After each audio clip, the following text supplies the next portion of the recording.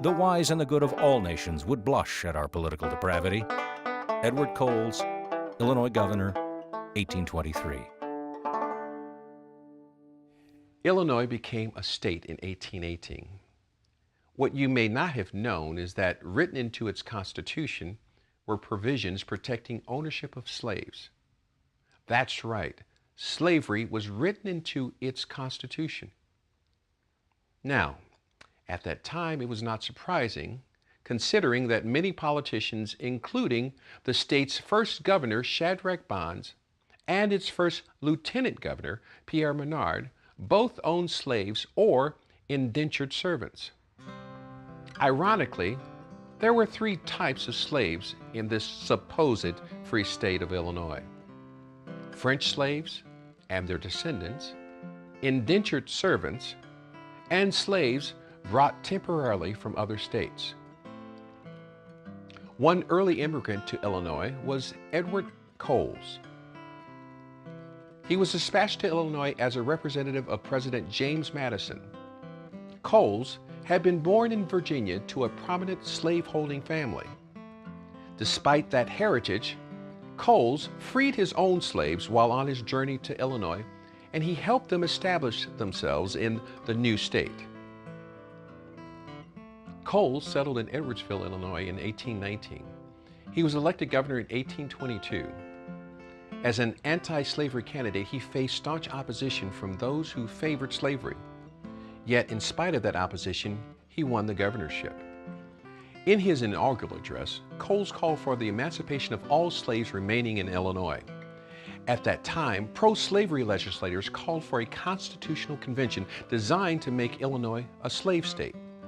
Coles was successful in leading anti-slavery forces in voting down the convention, yet, despite his efforts, slavery persisted in Illinois. So I want to get back to those points, though, about our early days as a state. And we're founded, again, from the bottom up. So everybody's had a chance to look at the map. And because of that,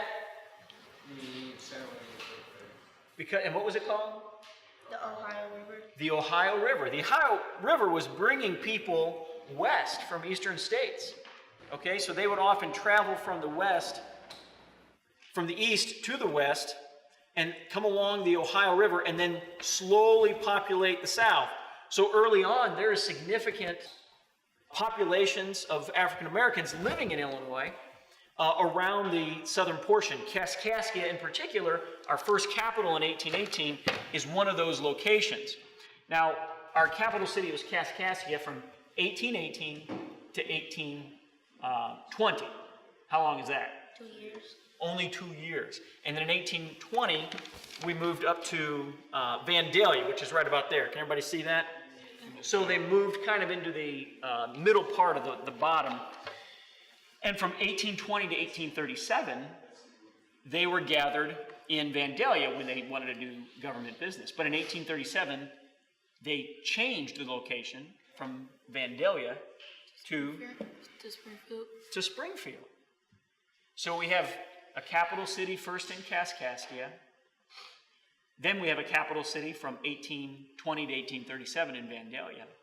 And then from 1837 through today, this is where our government met. And so for people who were trying to shape laws that told people what they could do, how they should live, and whether or not they were free, those laws from 1837 forward were made here. And so in a big way, history begins here, where we're gathered at right now. A house divided against itself cannot stand. So you painted that imagery of a house cracking apart in your mind, right? And we're all on the same page. What was dividing that house, our country? Slavery. North and South. Divided north and south by slavery. That's right. I sit you in these seats today where the legislators worked so that you know that you have a voice. And now your voice technically, in here, it's a museum, right? But what would you see if I opened those shutters? What building would you see if I opened those shutters 2.5 blocks from here? You would see what? Say it louder, Willie. The new Capitol. The new Capitol. And that's where the votes count. And Willie and Jonas and all of you, you can cast a vote there if you want to run for office someday. And that didn't happen in Lincoln's time. That's why we save these places. That's why we recreate these desks. That's why we wanted you to sit in them today. But in Lincoln's time, the only people who could even sit in these seats looked like me. That's it. But because of the struggle, because of the progress, so much more was achieved. You know, I think the most important day in the history of this building was a day when Lincoln wasn't even here. Does that make sense?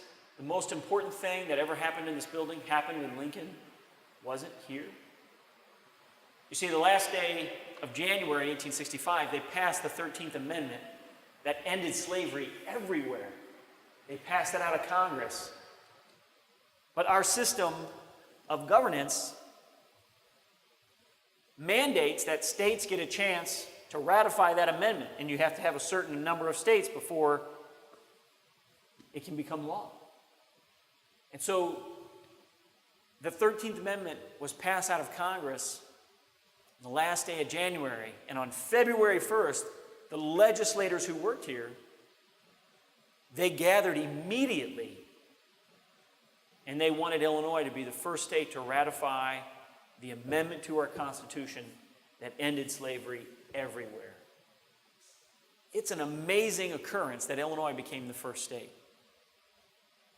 But they did. February 1st, 1865, Illinois became the first state to bring about the step that would lead to the ending of slavery everywhere. Isn't it great to be first?